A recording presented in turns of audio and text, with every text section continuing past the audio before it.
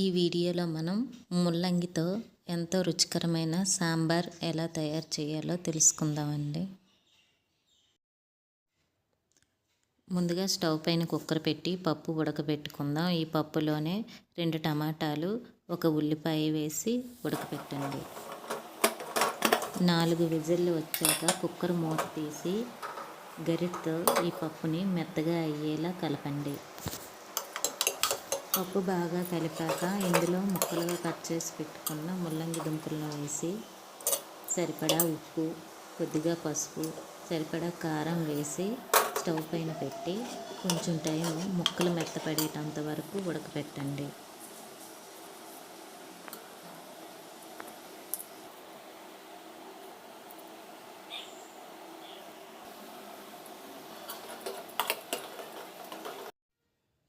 ఇప్పుడు వేరే పాత్రలో కొద్దిగా చింతపండును తీసి ఆ చింతపండు రసాన్ని పప్పులో యాడ్ చేయండి.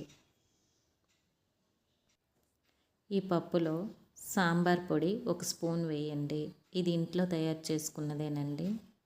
ఇది ధనియాలు, జీలకర్ర సమపాలలో తీసుకొని 1 స్పూన్ మెంతులు యాడ్ చేసి మెత్తగా గ్రైండ్ చేసుకొని పెట్టుకోవాలండి ఈ పౌడరు.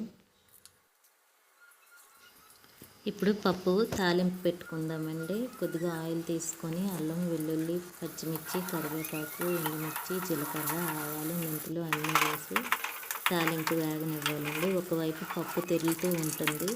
ఇలా బాగా తెరిలిన పప్పుని బాగా వేగిన తాలింపులో వేసి తర్వాత ఇదంతా పప్పులో యాడ్ చేయండి.